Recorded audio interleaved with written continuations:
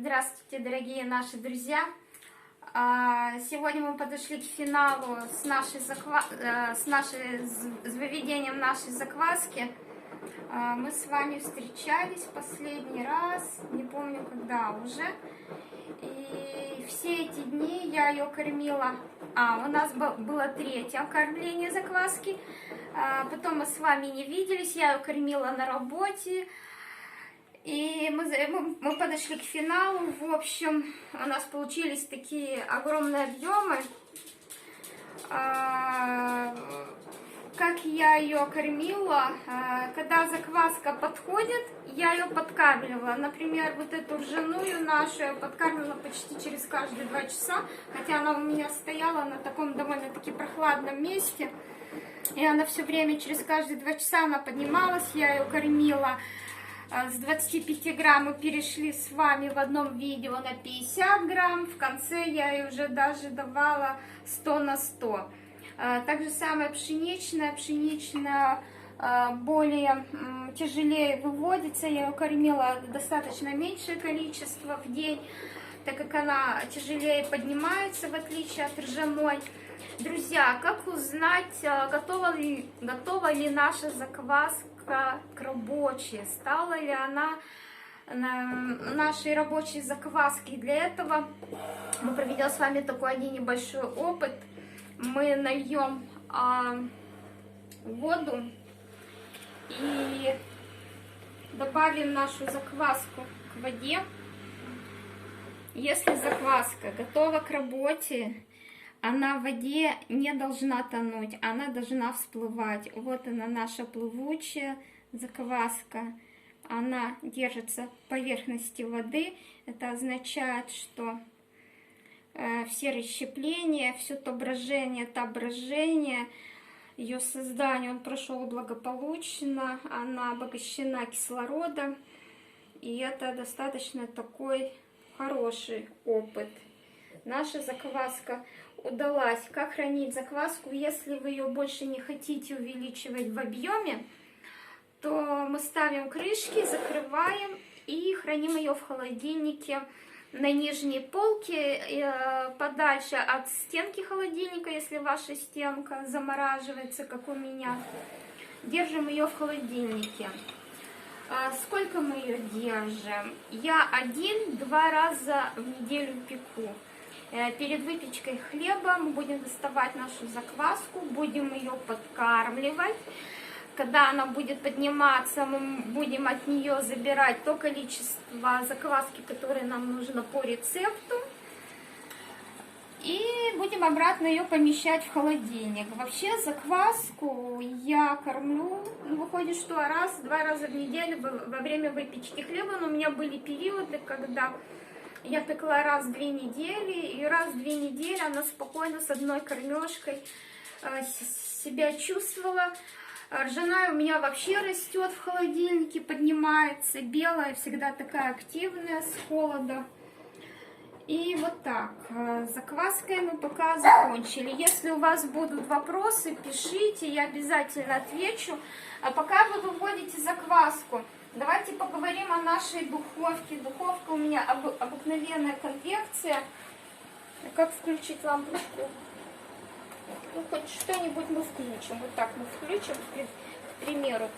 Для выпечки хлеба я на собственном опыте убедилась, что мне нужно было приобрести глину, как она называется? Глина, шамотная глина. Мы ее заказали на почте, да, с Украины, с завода-изготовителя. Она к нам приехала посылкой. Это природный материал, предназначен для выпечки хлеба и пиццы. Может быть, в конце видео мы вам дадим ссылку этого сайта, да, как заказать камень. Да. Меньше чем за неделю она приехала к нам в город посылкой. Она очень тяжелая. Я ее никогда не вытаскиваю, не меняю. Ее вес 13 килограмм.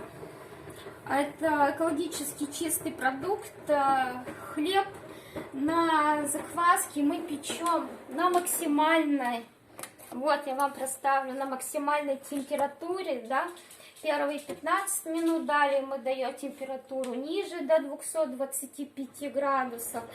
Отличие этого хлеба на закваске с большой температуры на маленькую, в отличие от хлеба на дрожжах, где мы печем, наоборот, с маленькой температуры даем на более высокую, и эта глина, она прогревается и держит постоянно тепло, постоянную температуру. Хлеб можно выкладывать как в форму, ставить на камень, или как сам круглый хлебушек я пеку, ставлю прямо на этот камень. И обязательно еще, ребята, под глиной, я и над глиной, в основном под глиной, ставлю такой противень, наполняю его горячей водой или кидаю лед, чтобы образовался пар. Кидаю в то время, когда у меня печка разогрета на максимальной температуре. Или же ставлю сковородку с водой. В общем, это два таких обязательных элемента. Камень и противень с водой. Вода, когда есть пар, у нас образуется именно вот так хрустящая, такая темная корочка, красивая, которая соответствует именно этот хлеб. Но это вкратце так. И о формах. Почему я это говорю сейчас, пока вы выводите, учитесь выводить закваску, позаботьтесь о духовке, только не духовка, не печь на газу, как наши старые газовые духовки. Печь хлеб в такой духовке, особенно дрожжевой, еще мы печем.